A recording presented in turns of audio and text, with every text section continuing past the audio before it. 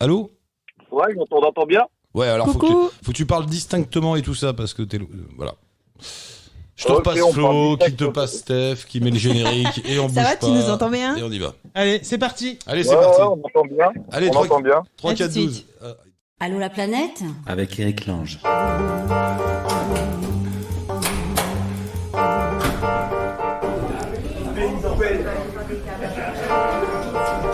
Qu'est-ce qui se passe là? Il y a de la censure, Stéphane. On peut parler ou on ne parle pas? Le micro. Non, mais je veux être sûr que ça fonctionne. Allô la planète? Avec Eric Lange. Voilà. C'est ce moment-là qu'il faut pas rater.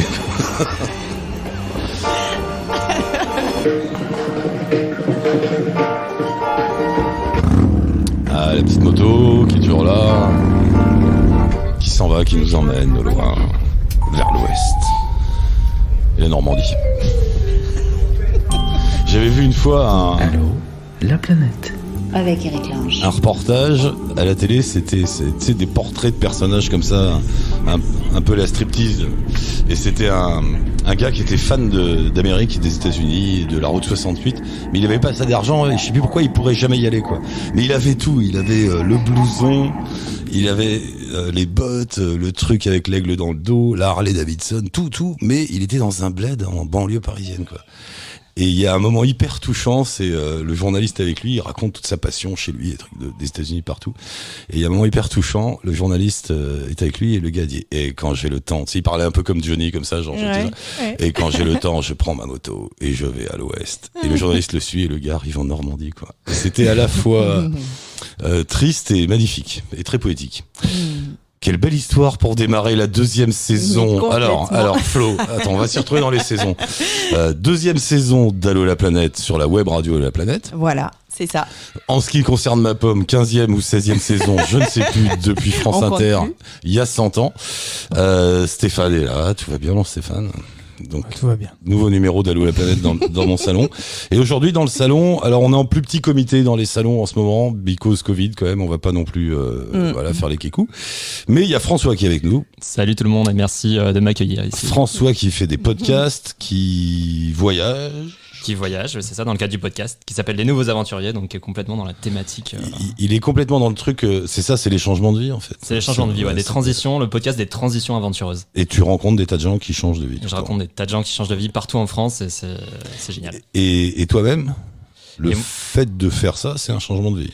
Complètement Non, en fait. ouais. En fait, je dis souvent que je suis le propre auditeur de mon podcast parce qu'en fait, à travers les transitions. Parle bien, mets-toi bien proche Ouais. du micro. Bah, à travers les transitions des personnes que je rencontre, en fait, moi je vis ma propre transition et en ce sens c'est hyper Tu intéressant. faisais quoi avant de faire ça, hein? Avant, je travaillais en ONG, donc j'ai travaillé. T'étais quand même dans Voilà, l'humain, on va dire. J'étais dans l'humain, dans l'environnement aussi, parce que je travaillais chez France Nature Environnement et chez Surfrider Foundation Europe. D'accord. Et donc je m'occupais de protéger les océans essentiellement, donc Ah, responsable.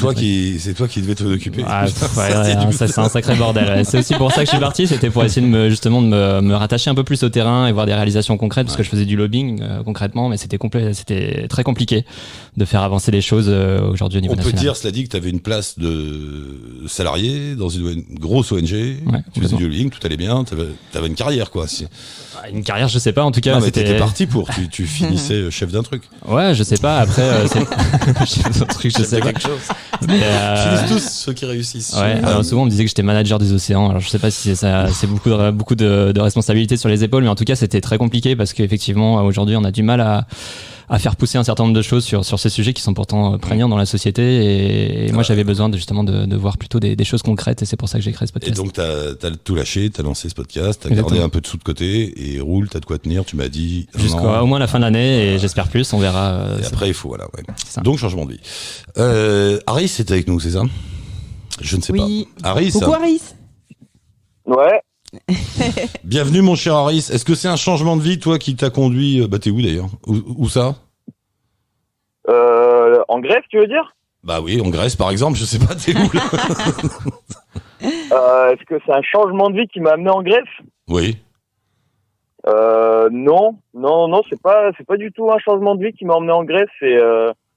C'est une meuf qui m'a motivé à aller en Grèce.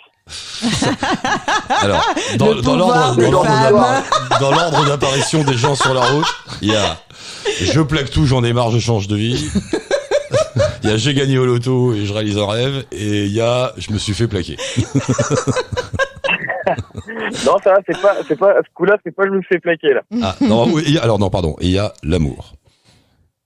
Voilà, il y a quand même des fois l'amour. Quand Effectivement. même. Donc c'est l'amour qui t'a... Non, c'est ça, avec un mix de billets pas chers et puis la volonté de, Non, attends, faut que je la de note trouver celle-là. un endroit où Pourquoi t'es la parti volonté de trouver un endroit où vous pouvez continuer à voyager en stop sans trop s'embêter, quoi. Je Du coup, note, l'Europe paraissait pas mal. Harris, je note quand même cette magnifique phrase. Ma motivation pour le voyage, c'est un mix d'une meuf et de billets d'avion pas chers. C'est pas mal. Ben non, mais c'est très bien. Et La vie est simple, hein, des fois. mais t'étais pas en Australie, c'est pas ça? Ben, j'étais en Australie, en fait. Ouais. Et qu'est-ce qui s'est passé? J'étais en Australie. Racontez tout puis, au révérend père Éric Lange. Mon fils, que s'est-il passé? Que s'est-il passé en C'est ça, Australie? parce qu'avant l'Australie, quand même, il a fait le tour du monde. Hein. Il est allé en Amérique d'accord, oui. centrale. Oui. Il est parti depuis début 2019. C'est ça? Ouais, c'est ça, 2019, ouais. D'accord, ça fait que 2 C'était ans, le c'est début bon. depuis la France. Ah, d'accord, ça fait 2 ans que tu te promènes sur la route en toute liberté, finalement. Voilà, on va dire bientôt 3 ans maintenant. Et ça va, la vie? C'est bien? Ça se passe bien? Bah écoute, hein, c'est des vacances long terme. Hein. Ah, enfin quelqu'un honnête. Enfin un voyageur qui dit, bah voyager, c'est les vacances, les gars. Bah oui, Bah ouais. quand même. C'est sport des fois, mais c'est des vacances aussi. Et alors, qu'est-ce que tu fais là en Grèce? Pourquoi t'es en Grèce? Bah du coup, on s'est dit, on s'est dit qu'on allait aller en Grèce et puis basiquement, faire du stop, quoi, on va dire, faire du stop et puis essayer de continuer la route à partir de Grèce. Parce Et que au final, on s'est lancé en bateau stop. Et puis là, du coup, on est sur un super bateau avec Captain Jean-Marie. Il y a Émilie, il y a Xavier qui sont deux voileux professionnels. Et puis il y a Mina, la fille que j'ai rejoint, et moi qui du coup sommes en bateau stop. Et puis Émilie et Xavier font aussi un peu de bateau stop à leur manière. mais ça fait 3 ans que tu fais du stop? Ouais, c'est un mix entre stop et puis après il y a eu un peu de voyage en van. Il y a eu quelques avions qui ont été pris au milieu par dépit, on va dire. Bah parce Mais que sinon, beaucoup de stop quand même, beaucoup de stop. il y a des moments où on peut pas éviter l'avion. Hein. Qu'est-ce que tu veux? Il y a des moments où faut passer au-dessus d'un pays. Il y a des au-dessus moments, voilà. Ouais. Oui. Il y a des coins, tu peux pas passer, quoi. Voilà, faut. Ou alors faut refaire le tour dans l'autre sens, et là faut 20 ans, quoi. Donc dans l'idée, c'est vrai, c'est d'éviter l'avion au plus possible. Mais c'est vrai que pour partir d'Australie, pour pouvoir quitter l'Australie et arriver en Europe, il a fallu prendre l'avion, quoi. Quand même, Il n'y avait pas de possibilité. Covid oblige. Mais toute votre histoire, c'est quoi? C'est un délire? C'est une envie? C'est venu juste comme ça? Ouais, c'est une envie. On va dire que j'avais commencé à regarder Nuit culottée quand j'étais petit et du coup ça donnait envie. Pardon, excuse-moi, je t'ai pas. Je sais pas si vous connaissez Nuit culottée. Oui. Ouais. Ah oui, Nuit culottée, mais c'est pas si vieux que ça. Si, c'est vieux, Nuit culottée. Ouais, bof, ouais. Voilà, Ouais, Ouais, ça remonte a un un peu peu quand même. commencé avec ça. D'accord. Et puis après des rencontres de gens qui faisaient beaucoup de stop, les histoires me motivaient pas mal, quoi. Les histoires racontées, les délires pour les nouvelles approches, on va dire, pour rencontrer des gens, c'est vachement intéressant. Et concrètement, pour manger, tout ça, vous avez des sous? Vous faites quoi? Vous braquez les maisons? Ouais, quand même, je travaille un petit peu quand même pour Tu bosses au cours de route. pouvoir au moins me payer quelques trucs sur la route, pouvoir manger, on va dire, à ma guise. J'ai tenté le stop sans utiliser d'argent pendant 2 semaines. Ça m'a calmé, quoi. J'ai envie de dire, après, une fois que j'étais arrivé en Turquie, je me suis fait kebab sur kebab. Je voulais plus mourir de faim. Je bouffe que des kebabs, les gars, j'en peux plus. Là. Ah ouais, non, c'était... j'ai pas aimé la sensation. Du coup, je me suis dit, à partir de maintenant, c'est ne pas payer pour les transports, éviter de payer pour les logements en dormant chez l'habitant, en utilisant des sites comme Couchsurfing ou faire du woofing, des trucs comme ça. Mais par contre, avoir faim, ça, c'était un truc que j'avais plus envie. Je me dis quand même, je travaille, je fais des sous, faut bien que ça me serve à quelque chose. Donc, au moins pour la nourriture. Mais t'as pas envie d'avoir un peu plus d'argent parfois? Pourquoi tout le monde est dans le délire de il faut le moins d'argent possible? On peut faire un petit peu d'argent quand même. Pour la radio, on en a pas besoin. Ouais, nous, on a besoin, par exemple, à la radio. Non, mais tu vois, pourquoi pas se mettre... Alors, c'est quoi? C'est par conviction? Est-ce qu'il y a la défense d'une idée derrière de vivre sans rien et même sans argent? C'est quoi le truc? Bah, au début, c'était surtout le délire, juste faire la route en stop, pour les histoires que ça apporte, les opportunités de rencontre, etc. À la base, c'était surtout pour ça. Et puis, c'est vrai qu'avec le temps, c'est plus devenu un mode de vie, dans le sens où tu te rends compte qu'il y a pas besoin de tant d'argent pour accomplir beaucoup de choses. Voilà, t'as envie d'apprendre à faire de la voile, t'es pas obligé d'aller à une école de voile. Désolé Xavier. Je suis d'accord, mais est-ce qu'il y a un prix à payer? Est-ce que apprendre dans le tas. Oui, mais d'accord. Mais à quoi? Est-ce que t'as la sensation de renoncer à quelque chose ou pas? Pour te faire pas ça. tant que ça au final. Non. Pas tant que ça, parce que s'il y a des moments où effectivement j'ai envie de me faire d'avoir une pause et de me faire un peu plaisir, me faire un petit restaurant par exemple ou aller en auberge, j'ai toujours la possibilité car je travaille quand même, donc ça me permet de payer ce genre de petits moments-là. Mais sinon après pour le reste du temps en fait c'est surtout que je trouve que l'approche via le stop qui est une approche directe pour moi de l'humain est bien plus intéressante. Et t'offre beaucoup d'opportunités dans ce que tu peux faire, ce que tu peux apprendre. Oui, alors ça, c'est sûrement vrai, mais c'est vrai pour tout le monde. Je pense qu'à ce micro, tout le monde a dit, alors le stop, c'est bien pour l'humain. Après le lendemain, le bus, c'est super pour l'humain. Le train, c'est génial pour l'humain. Tout est bien pour l'humain à partir du moment où tu ouvres les yeux et où tu écoutes les gens. Tu peux te dire, prends un train en Inde, tu vas en avoir de l'humain autour de toi. Ah, mais il y a ce côté-là, tu vois, où quand t'es en stop, t'as pas le choix. T'as pas tellement le choix en fait. Tu vas arriver, tu vas rentrer dans une voiture et tu vas être obligé de parce que c'est le seul truc que tu peux offrir en échange, c'est de parler en fait, c'est de trouver le point commun qui te lie à cet individu qui ça se trouve n'a aucune ou très peu de choses à partager avec toi. Mais toi, ton but, ça va être de le chercher, ce truc, tu vois, d'essayer de le trouver. C'est pour ça que vous parlez tout le temps, les autostoppeurs. C'est pour ça que je vous prends pas. Mec, il te raconte sa live tout le temps. C'est bon, je la connais. Ça fait 15 ans que je l'écoute. Non, le but, c'est aussi de faire en sorte que tu racontes ta live, tu vois, pour essayer de trouver le point commun, en fait. Ouais. Pour essayer de se dire, au final, on se réunit sur tel et tel truc, en fait. Bon, Harris, il y a du monde. Je sens qu'avec toi, on pourrait faire l'heure. Viens jusqu'à Paris en stop et viens dans le salon. Là, il y a un peu de route, là, je suis bien sur le bateau. Ça va. L'autre, il arrive d'Australie, il y a un peu de route. Athènes-Paris, c'est rien.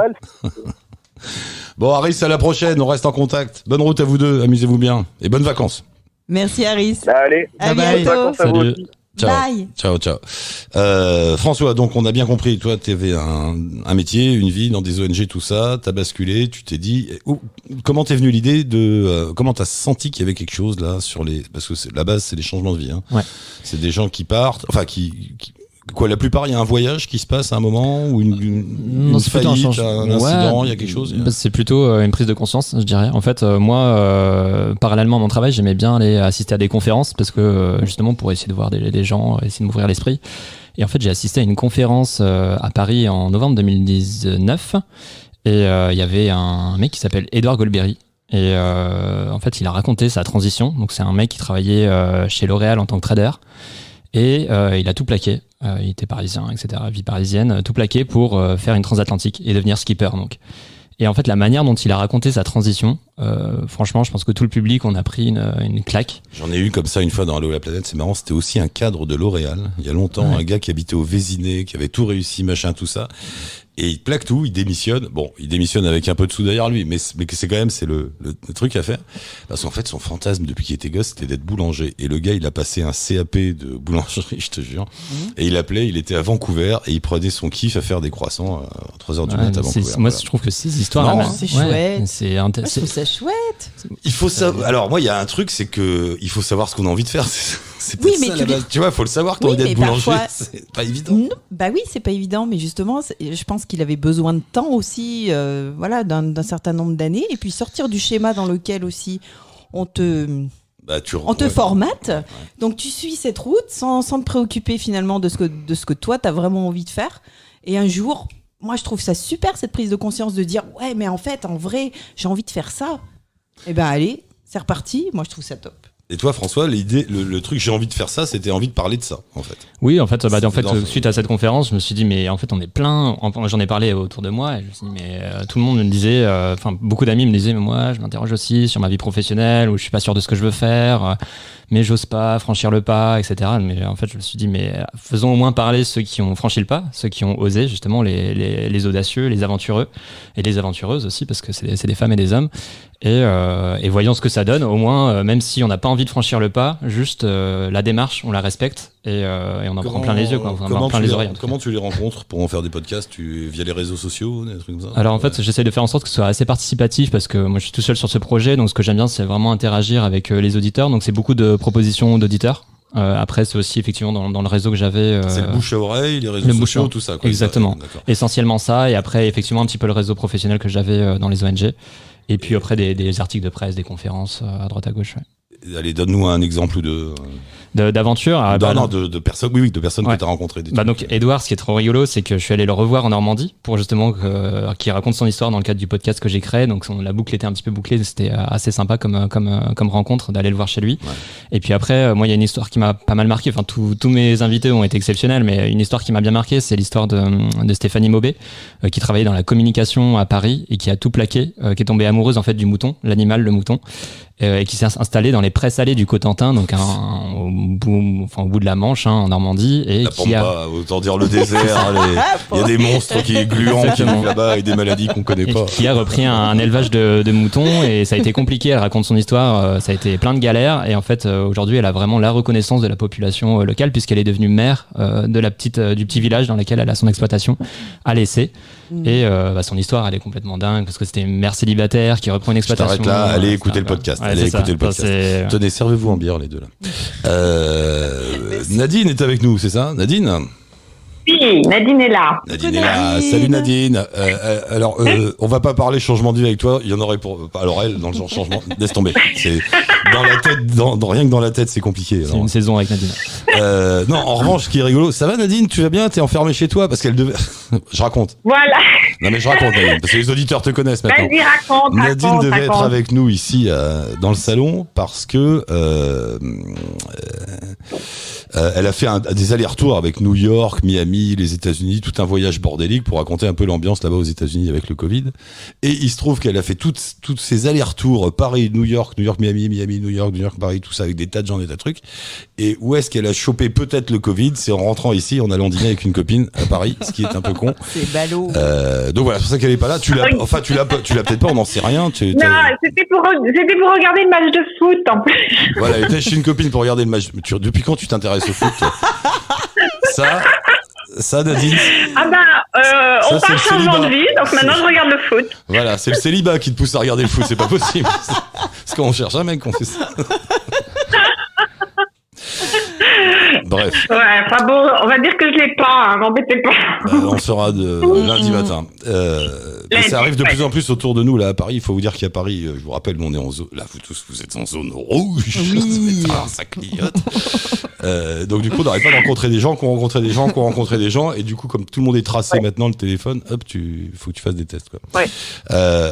Bref, l'ambiance à New York d'abord, parce que donc t'es allé à New York en plein Covid. L'ambiance, tu me disais, c'est plombé. Alors New York, ça reste complètement plombé parce que j'y avais déjà été vers je sais plus trop mai-juin. C'était terriblement plombé. J'avais trouvé ça très déprimant. Et les New-Yorkais, je pense qu'ils sont toujours très très heurtés au profond d'eux-mêmes, au point que d'ailleurs le New York Times, il y a 2 jours, a fait un article sur une mère de famille qui n'arrive pas à décider si elle va envoyer ses enfants à l'école ou pas. Donc c'est vraiment, cette pauvre mère de famille avait l'air de balancer entre les préoccupations économiques, le bien-être de ses enfants, l'éducation de ses enfants et l'énorme panique que visiblement beaucoup de parents new-yorkais. C'est un sujet de film pour Woody Allen d'ailleurs, je trouve. Le coronavirus à New York aujourd'hui, je pense que c'est tout à fait pour lui. Mais alors à côté de ça, cela dit, attends, je pense qu'ici il y a des gens qui se posent la question. Oui, mais on en parle moins. Cela dit, c'est... Ah oui, non, mais là, je pense que mais c'est à 1 degré à New York, franchement, bien pire qu'ici. Ah ouais. Alors à côté de ça, je suis allée à Miami. J'ai adoré. Quand j'y suis allée, c'était Miami, capitale mondiale du corona. Hein. On était au pic à 15 000 cas par jour. J'y suis allée pour mettre mon fils en fac. J'ai adoré. C'est pas compliqué. Pourquoi? C'est cool là-bas, non? Ouais. Non, c'est-à-dire que moi je pense que dès qu'on sort de New York, je pense que c'est New York et peut-être en partie la Californie, je pense que les Américains, ils sont pragmatiques avant tout et ils vivent, c'est tout, quoi. À côté de ça, capitale mondiale du Corona, je maintiens, il y avait un couvre-feu, les plages, elles étaient vides à 10h du soir, il y avait un seul service de restaurant, moi je trouvais qu'ils respectaient les règles, pardon, il y avait rien à dire. Et mon fils en fac, oui, bon, c'était hyper militaire dans l'arrivée. Juste pour vous donner une idée, on arrive avec la voiture chargée jusqu'au toit parce qu'on amène tout, les draps, les matelas, enfin ce qui va avec. On a vu sortir des bois, enfin parce que le campus est magnifique et il y a plein de nature. On a vu littéralement sortir, mais genre 15 gilets jaunes. Et quand je vous dis 15 gilets jaunes, c'est parce que c'était des volontaires qui étaient tous en jaune fluo. Ouais. Ils nous ont entouré la bagnole. Il nous a dit, ils ont dit stop guys, comme il y a, bon, l'américaine. Donc, nous, on n'a pas eu le droit de sortir de la voiture. Ils nous ont vidé la voiture. Ils nous ont expliqué où on devait aller se garer. Ils ont déchargé toute la bagnole pour nous. Ils ont monté toutes les affaires de notre fils dans son dortoir. Et après, nous, on pouvait pas prendre les ascenseurs. On devait prendre les escaliers sans toucher les murs.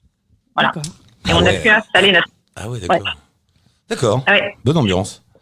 Et non mais c'est marrant, c'est très ricain ce que tu racontes. Je vois pas ça, j'imagine pas ça du tout en France. Les mecs qui sortent, les volontaires là, ils touchent à rien. Alors, et les 15, on va mettre le mouflet dans ça. Ouais, et les 15 gilets jaunes en question, enfin les 15 t-shirts jaunes, je peux vous dire que c'était des pères de famille, des volontaires, tous avec le t-shirt, je sais plus, il devait y avoir Go Miami Go ou je sais pas quoi, enfin un truc comme ça. Des bons enfants, grand sourire, mais en même temps très directifs. Vous, you guys, stop. Don't go anywhere. Vous restez là. Nous, on décharge la bagnole. Bon, ils auraient fait quoi? Ils étaient sortis. Ah non, je sais pas, mais bon. On n'a pas envie, vu leur gabarit, on n'a pas envie de bouger, de toute façon. Mais donc c'est moins la panique à Miami qu'à New York, et pourtant il y en a plus en Floride, c'est ça? Ouais, et mais enfin maintenant, Dieu merci, leurs chiffres ont baissé. Mais ceci dit, moi j'ai trouvé que les gens étaient très conscients du corona, mais en même temps, grand soleil oblige peut-être, je sais pas, il y avait quelque chose de quand même bon enfant et surtout très efficace. Après, on est allé se balader sur le campus, on nous a tout expliqué. Puis après, on nous a surtout dit de dégager, parce qu'il fallait pas qu'en tant que parent, on reste trop longtemps sur le campus. Mais moi, j'ai été très, très bien impressionnée. Il y a une machine qui est mise en route, il y a une mécanique qui roule. Quand je suis rentrée à New York, on m'a évidemment traité de pestiféré. On veut pas te voir, t'arrives de Miami. J'avais vraiment envie de leur dire, avancez, quoi. Il y a des façons de faire et de vivre avec, et puis voilà, quoi, c'est tout. Et cette fac, c'est une fac de taille moyenne au regard des Américains, donc 12 000 étudiants. Ça roule. Ça fait 3 semaines qu'il est en cours, ça roule. Il se bourre la gueule, il couche avec des filles, tout ça. C'est à l'américaine, quoi. N'exagérons pas, je ne dévoilerai pas la vie privée de mon fils en radio, non, ça va pas, non. Il m'a appelé tout à l'heure, il m'a demandé un conseil pour un truc. Ah, tiens, à propos de fils, en voilà un. Chut, Vlad. Il y a Vlad qui arrive. Oui. Non, je vais te demander vite fait, toi qui as vécu, parce qu'en fait, Nadine, elle vit beaucoup entre les États-Unis et la France. Toi donc t'as été confiné en France, et puis avant t'étais aux États-Unis, puis après t'étais aux États-Unis. Donc tu les connais bien en plus, les Américains. Les différences d'approche de cette histoire, qu'est-ce qui te semble le plus différent, ou alors il y en a peut-être pas. On est pareil, je sais pas. Je pense qu'on peut pas franchement parler de France et États-Unis. Il faut parler de ville à ville ou d'État à État. C'est surtout ça.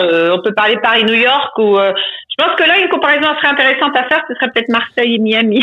Elles doivent peut-être plus s'y retrouver. Ah oui. Le côté un peu à part, un peu à côté. Ouais. Un peu à part. On n'est pas comme les autres. Miami, ils sont au bout de la péninsule de Floride. Là, ils se tapent les ouragans et tout ça tous les ans. Ils sont un peu à part. On le sent qu'ils sont à part. Et donc, peut-être une optique différente. Mais sinon, New York, oui. New York, franchement, c'est ce que j'ai vu de plus psychoté depuis le début du corona. Bien plus qu'à Paris. Franchement, là, 3 crans au-dessus, ils ont la médaille de la psychose du corona. Ouais. D'un côté, le New-Yorkais de base vit dans la psychose Non, mais c'est vrai. Regarde, regarde tous les films sur New York, sur tout ça. Il y a toujours une espèce de stress new-yorkais. Woody Allen, quoi. Voilà. Woody Allen, il passe son temps chez son psy, fier d'être new-yorkais et d'avoir un psy à New York. Oui. Et c'est pour ça, je pense que ça serait le sujet pour Woody Allen merveilleux. Ah ouais. Et puis New York, c'est aussi à part. Hein. New York, c'est aussi une ville à part dans l'univers américain. C'est la clé et la porte des États-Unis, mais c'est pas les États-Unis non plus. Bon, bah écoute, merci d'être passé. Tu nous envoies les résultats du test lundi, c'est ça ? Oui. Et puis sinon, tu viens boire des coups. Et puis sinon, tant pis, tu restes chez toi pendant 14 jours. Non, je viens boire une bière avec vous la prochaine. Non, je viens boire la bière avec vous la prochaine fois. C'est dans 15 jours, ça va. Le 12 septembre, Nadine. Bon, on t'embrasse. Je serai là. Bon, super. On t'embrasse, merci d'être passé. Merci, à bientôt. Au revoir. On revient au changement de vie avec François. On en était où ? On en était à des exemples. Pourquoi est-ce ça ? Voilà. Et alors, non, moi, ce que je voulais savoir, on en a parlé tout à l'heure. À ton avis, parce que j'ai fait un peu ce que tu as fait, je l'ai fait cet été sur RTL, j'ai appelé des gens à droite à gauche. La thématique, c'était le changement de vie. Moi, j'ai noté déjà qu'à chaque fois, quand même, enfin, il y a un élément entre la vie d'avant et la vie d'après. Il y a quand même souvent un voyage, une rupture sentimentale, un licenciement, avec du coup le licenciement devient une occasion, puisqu'il y a un peu de sous, tout ça. Il y a quelque chose. Bon, en dehors de ça, est-ce que cette histoire est une lame de fond ou un phénomène de mode ? C'est une question compliquée. Moi, à chaque fois. À ton avis, moi, j'ai pas réussi à déceler le truc. J'en parle, c'est une conversation qu'on a beaucoup. C'est vrai que c'est dans l'air. Et je me dis, est-ce que c'est une conversation de bobo parisien ou est-ce que c'est un truc plus profond que ça ? Justement, en fait, moi, je me suis posé la question à la base. Donc, moi, j'habite à Paris. Je suis pas parisien, mais j'habite à Paris. Et j'assume le fait d'habiter à Paris, même si je pense y partir bientôt. Moi, je voulais d'abord savoir si effectivement c'était un phénomène de Parisiens. Et ce que je me suis aperçu, c'est que non. En fait, les transitions, elles sont partout en France. Et c'est pour ça, en fait, que dans le cadre du podcast, j'ai décidé de lancer un tour de France pour aller justement voir des gens qui, dans des régions ou fin fond, encore une fois, de la Normandie, mais aussi de la Bretagne, en Ardèche ou en Occitanie, de voir que des transitions, les gens les vivent partout et pas seulement dans les grandes villes, à Paris, à Lyon, à Bordeaux. Oui, parce qu'on l'a pas dit. En ce moment, tu fais un tour de France pour rencontrer toutes ces personnes. Voilà, t'enregistres des conversations. Et là, t'es dedans, là, en ce moment. Bon, t'es en pause à Paris, mais t'es en train de le faire. Exactement. Voilà. Donc, en fait, je fais, on va dire une région par mois. Donc là, j'ai fait la Normandie en juillet. C'était le départ, en fait, du Tour de France, donc qui a été en partie financé par un financement participatif que j'ai lancé en mai sur Ulule. Et donc là, je m'attaque à la Nouvelle-Aquitaine en septembre, donc de Biarritz jusqu'à La Rochelle. Et pour aller voir justement des gens qui ont aussi changé de parcours dans des petits patelins, à Cap-Breton, à Saint-Émilion, dans des petits villages et pas seulement dans les grandes villes. Donc c'est pour montrer aussi que les transitions, elles sont partout et pas seulement dans les villes avec des gens qui ont des moyens. Il y a aussi des artisans maintenant aujourd'hui. Il y a des parce que le phénomène n'est pas neuf. On en parlait aussi. On peut relire Marcel Aimé et Marcel Pagnol, Les gens de Florette. C'est la même histoire. Dans les années 60-70, les hippies qui quittaient Paris ou les grandes villes pour aller faire des chèvres dans le Larzac, il y en a plus. Ils sont tous revenus. À chaque fois, il y a ce truc est pas nouveau.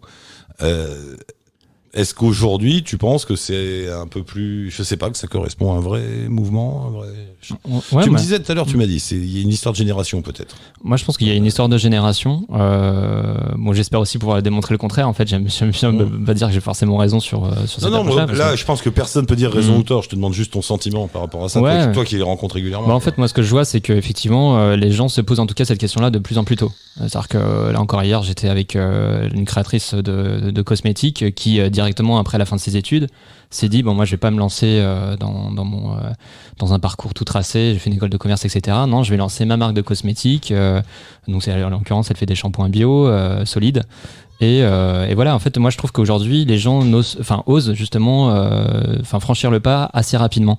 Peut-être qu'avant les transitions c'était peut-être la crise on disait la crise des cinquantenaires et quarantenaires etc. Aujourd'hui je pense que ça intervient beaucoup plus tôt, peut-être trentenaire ou même directement après les études. Ouais, c'est étonnant. Hein. C'est peut-être une Alors, est-ce que chez eux, il y a une déception d'un monde ou c'est juste pour... Est-ce que c'est une fuite ? Tiens, voilà. Moi, ce que je vois, c'est que en tout cas, ça répond à des attentes qu'ils avaient déjà perçues avant. Mais peut-être que justement, de par ce que peuvent nous dire nos parents ou ce que nous impose la société, en fait, ils se sont lancés d'abord dans un parcours professionnel classique par rapport à ce qu'ils ont fait notamment comme études. Et après, derrière, il y a eu un changement de parcours, une prise de conscience par rapport à ce qu'ils avaient voulu de base, mais qu'ils n'ont pas osé faire tout de suite. Et souvent, en fait, les gens racontent justement leur transition. En disant en fait moi mon grand-père avant il était agriculteur et moi j'avais envie justement de revenir vers ces métiers-là, en tout cas d'essayer de voir ce que le terroir pouvait nous offrir, ou sinon ça peut être des personnes qui avaient l'habitude de voyager mais qui ont d'abord suivi un parcours classique dans des grandes entreprises et mais en fait qui ont eu envie de monter une boîte autour de l'aventure qui s'appelle Chiloé. Donc il y a notamment le créateur de Chiloé qui est un spécialiste de la micro-aventure qui est intervenu dans le podcast et qui raconte justement son histoire. Donc moi je pense que oui, il y a cette question générationnelle et puis la technologie, j'y pense aussi, joue un rôle, puisqu'aujourd'hui tu peux bosser avec un ordi, t'as plus de possibilités. Oui, c'est vrai. On est avec qui, cher ami? Stéphane, vas-y, branche le truc là. Hop là, et ouvre. Allô? Allô, Mika? Ah, il est pas là, Mika. Vous m'entendez? Oui, ça y est. Oui. Salut Bonjour. Salut Mika. Bonjour. Bienvenue dans l'émission. Merci. Ça fait combien de temps qu'on s'est pas parlé, Mika? C'était. Écoute, alors, je sais pas, en 2013, on est venu à la maison de la radio avec Sacha. Ah oui, c'est vrai, au Move. Au Move, voilà. Après, on s'est reparlé en 2015 parce qu'on était en train de découvrir, de trouver peut-être le futur gîte où on allait habiter dans les Pyrénées pour monter le projet qu'on a monté depuis. D'accord. Et puis voilà. Ouais. Bon, il dit donc pour ceux qui viennent de débarquer, François par exemple, qui ne connaît pas. Salut, enchanté. Allez, on résume l'histoire, toute cette histoire de Sacha et du train. C'est là que ça commence finalement, toute ton aventure. Écoute, j'ai un petit garçon qui a un syndrome qui s'appelle le syndrome de Williams-Buren, qui fait qu'il a des petits troubles autistiques, enfin des petits troubles. Je m'y dis. Mais en fait, il est passionné de train depuis qu'il est tout petit. Il passe son temps en fait à regarder des vidéos de train sur YouTube. Ça m'agace parce qu'en fait, il fait absolument rien d'autre et j'arrive pas à lui montrer le reste du monde. Et en 2011, j'ai je sais pas, une idée saugrenue qui me passe par la tête, qui en fait va être une idée géniale, qui est mon gars, si tu veux voir des trains, on va faire un tour du monde en train. Je balance l'affaire en fait sur Facebook et ça marche tout de suite, une association se crée, on trouve plein de fonds pour le faire et on fait un semi-tour du monde en fait parce que Sacha entre-temps a des problèmes de santé, il est obligé de rentrer en France. Mais on va quand même faire un mix Shanghai en train quoi. Voilà, ils sont de rien. Vous étiez jusqu'à Shanghai, ouais. Ouais, jusqu'à Shanghai, ouais. Donc en fait, on a fait, je sais plus, 16 ou 17 000 kilomètres de rail. Mais voilà, l'histoire est magnifique, quoi. Il est là, il a son fils. J'ai du mal à faire un intercité. On va pas faire. Excuse pour les détails médicaux, mais grosso modo, il est atteint d'autisme, ton fils. Il prend le gamin et il l'emmène à Shanghai en train. C'est une belle histoire. Il y a eu un film, il y a eu un. Enfin, il y a eu un film, en fait. Ouais. France 2 a fait un film qui s'appelle Le Voyage de Sacha, qui a été primé en 2013. Par Jean-Sébastien Desbordes en fait, qui a fait un super film, qui a reçu un prix pour ce documentaire. Et d'ailleurs, ils nous ont fait la joie de nous refaire un deuxième film qui s'appelle L'envol de Sacha, qu'on trouve sur Internet actuellement, qui est ce qu'on fait actuellement dans les Pyrénées pour les autres familles. Voilà. Alors voilà, et alors t'imagines bien que nous, à Allô la planète, quand on a eu une histoire pareille, du bonheur, quoi, donc on l'a appelé tout le temps.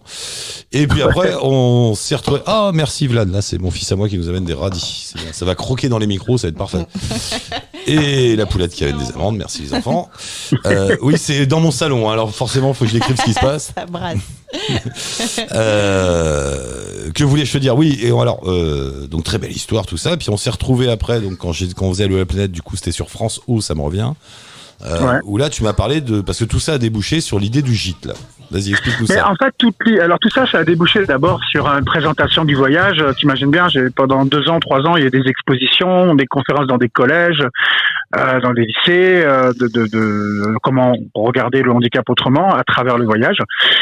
Et finalement, je me suis retrouvé à la croisée des chemins avec tout un tas de familles qui ont des enfants comme le mien et qui m'ont dit, mais attendez, moi j'ai un peu de mal à partir en vacances. Mais tu fais comment toi pour traverser le désert de Gobi avec ton fils? Je me suis dit, si j'arrive à trouver un endroit en France en fait qui est un véritable terrain de jeu, un truc bien nature, bien accidenté, qui peut ressembler à des choses qu'on a traversées dans le monde, pourquoi pas recevoir ces familles pendant 4, 5, 6 jours et leur faire vivre des micro-aventures, en fait. Avec Sacha qui aujourd'hui travaille avec moi, en fait. Tu vois, des fois, on part en âne pendant 2 jours en bivouac et Sacha, il mène un âne. Il monte les tentes, machin, et compagnie. Enfin, on y revient aux ânes. Arrêtez, il y a un complot. Les ânes, oui. Oubliez Ils sont partout. Oubliez la franc-maçonnerie et les Illuminati. Le complot, le vrai, c'est les ânes qui dirigent. Non, mais c'est les ânes qui dirigent le monde, on t'avait pas dit. Oui. Je suis tellement content que tu en parles. Tiens, Stéphane, Mika, je sais pas si vous connaissez. Stéphane, qui est le cofondateur de la web radio à la planète avec Flo, est un grand amateur d'âne, puisque lui aussi, il a été auditeur et acteur d'Allô la planète en faisant un voyage de 3 ans, c'est ça ? C'est ça. Pendant 3 ans, il s'est baladé avec son âne.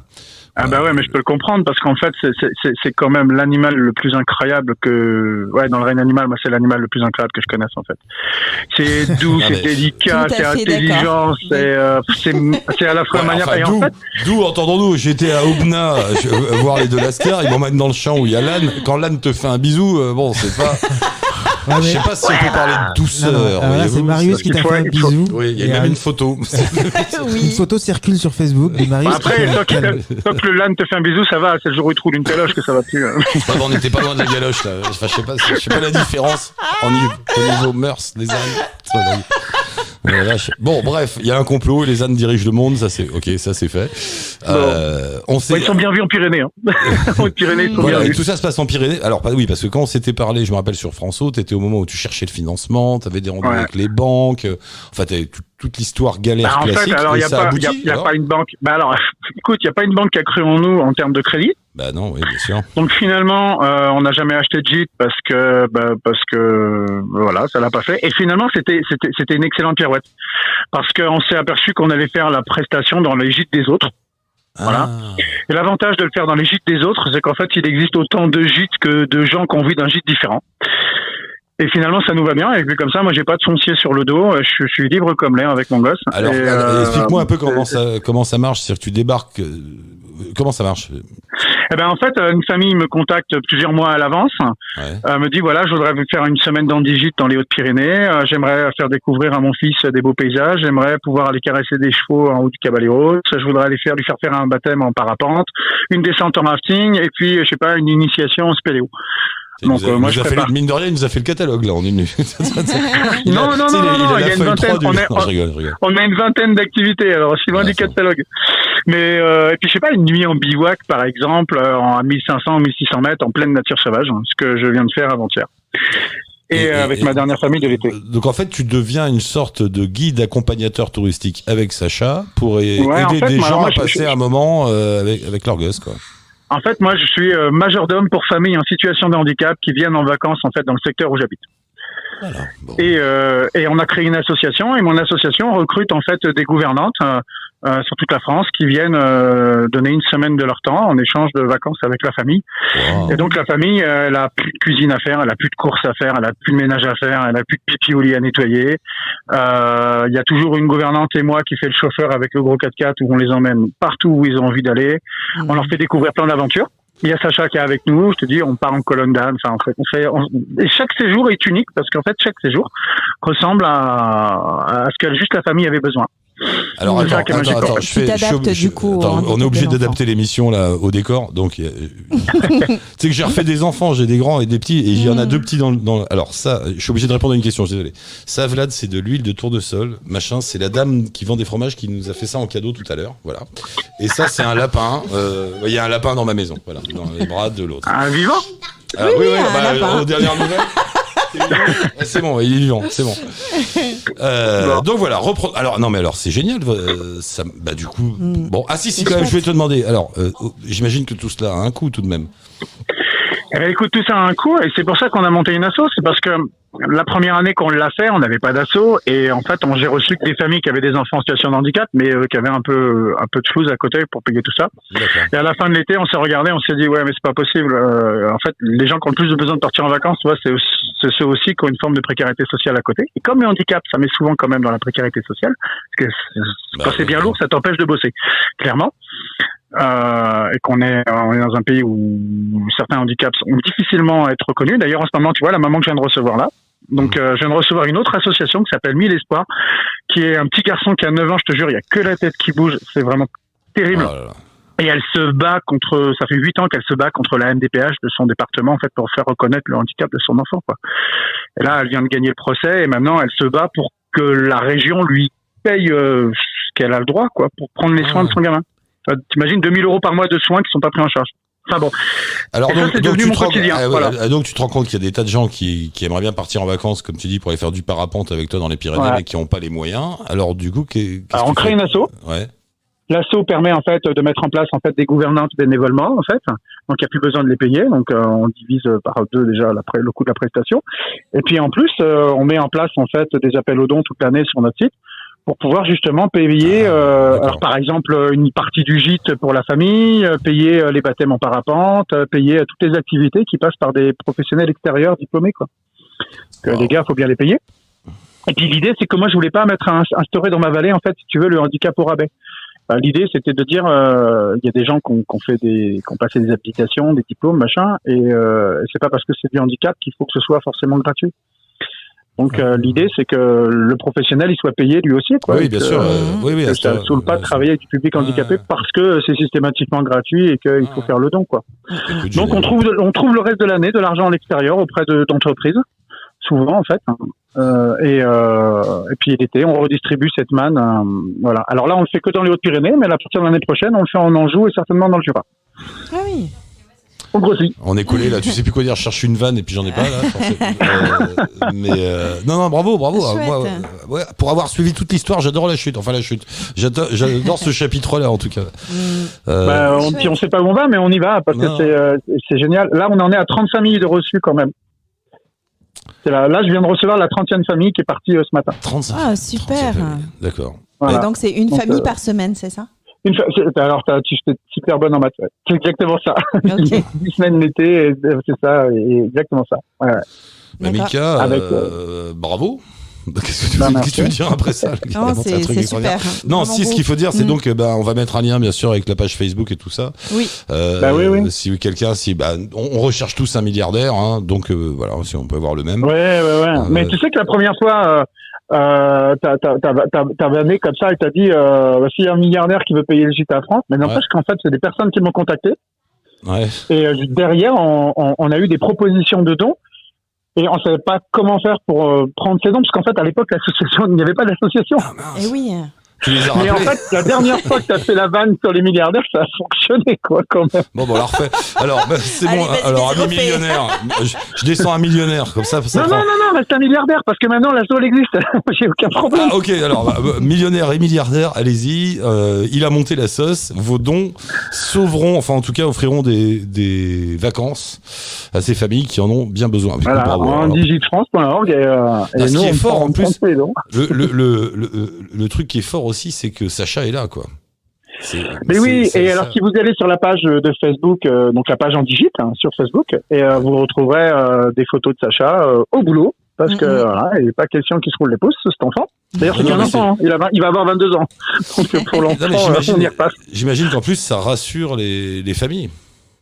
Ah ouais, mais c'est extraordinaire parce que quand tu arrives avec ton enfant de 10 ou 11 ans, si tu veux, qui a du mal à s'exprimer, qui a du mal à marcher, qui a du mal à comprendre, et qu'en fait tu rencontres un Sacha et que tu sais que celui-là, il a fait de la spéléo, du canyoning, du rafting, il a fait un semi-tour du monde, que il se balade avec ton âne, qui porte ta tente, parce qu'en plus c'est une masse de muscles maintenant, donc il est bien costaud.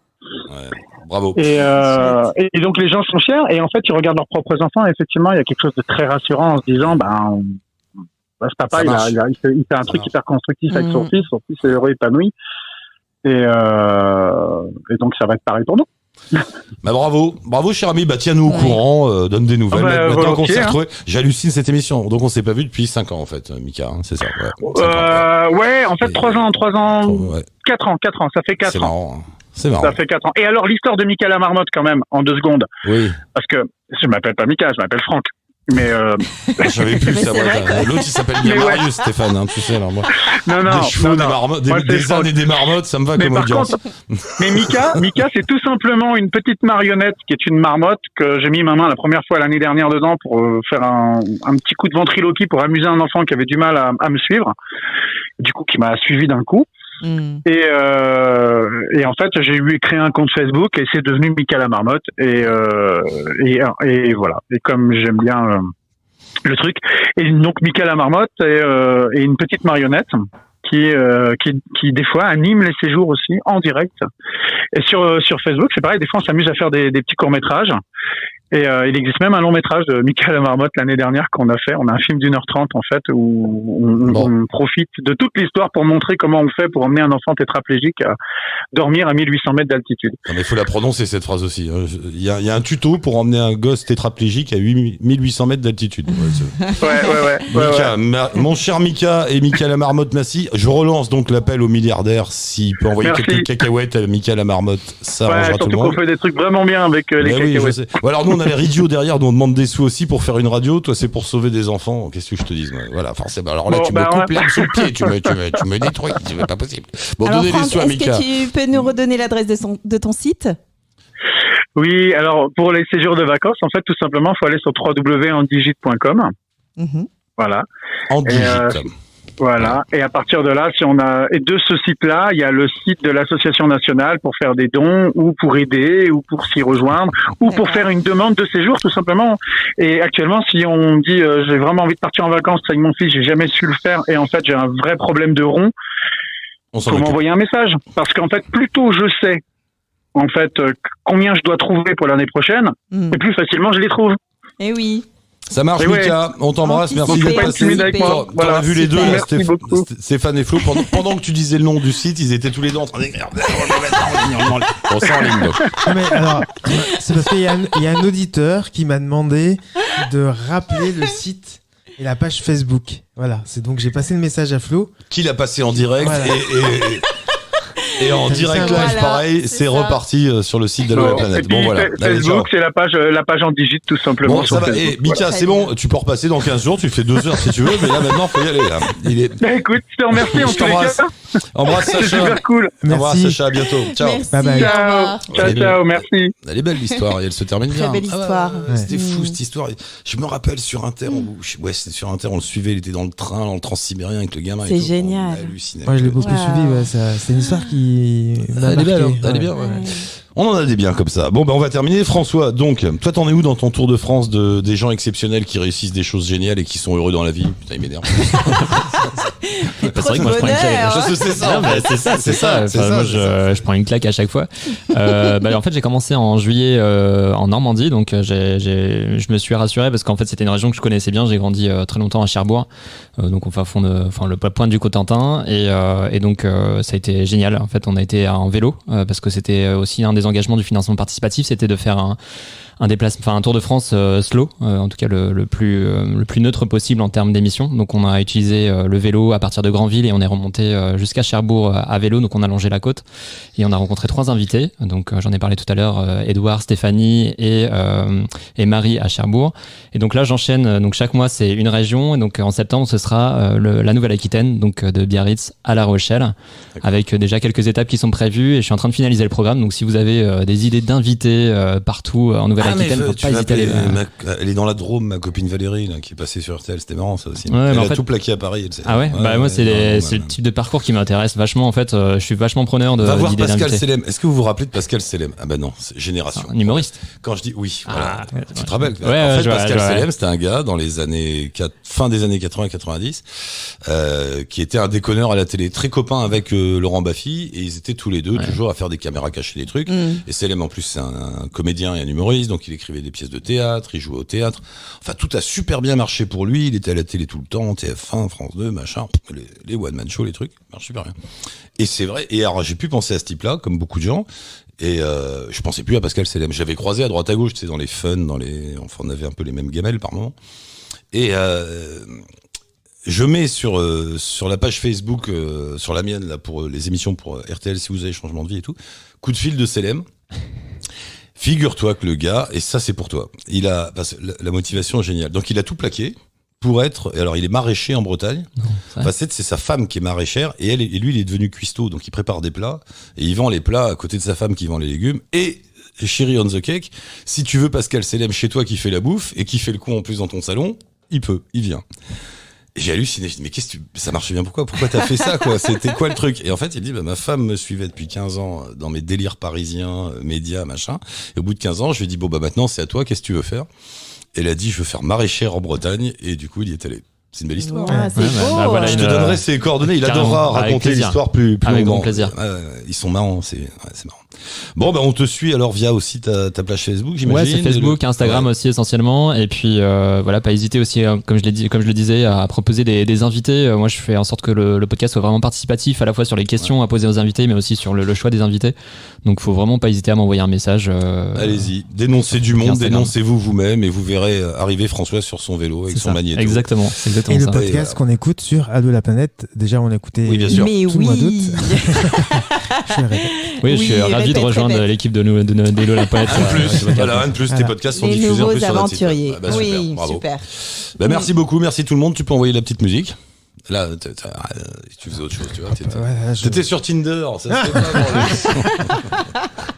Zut, mince, je me suis fait avoir. Allez, vas-y, envoie. C'est parti. C'est parti. Salut tout le monde, on se retrouve le 12. Le 12, ouais. Et on recommence. Et d'ici là, allez-y, envoyez des idées d'émissions, des sons, écoutez la radio, parlez-en autour de vous, partagez sur vos réseaux divers et variés, et même dans les bistrots. Et on attaque lundi avec la nouvelle grille de rentrée. Alors là, je suis même pas au courant. Avec les nouveaux programmes, les directs qui reprennent, des nouvelles émissions aussi. Donc, restez à l'affût des petites infos.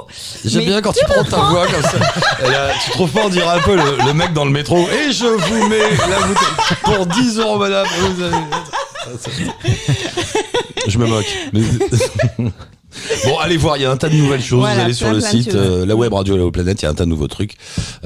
Et contactez-nous, dites-nous ce que vous en pensez et comment on peut avoir un coup de main, parce qu'il va falloir qu'on trouve un peu de caillasse quand même. On vous embrasse. Bye bye. Ciao tout le monde. Bonne route. Merci. Allô la planète? Avec Eric Lange.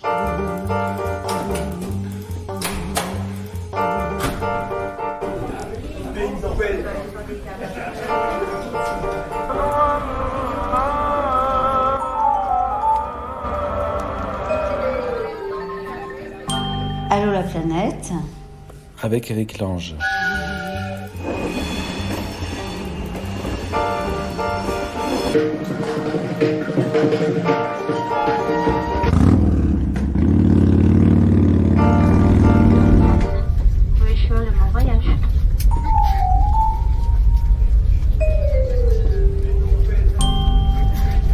Allô, la planète. Avec Eric Lange.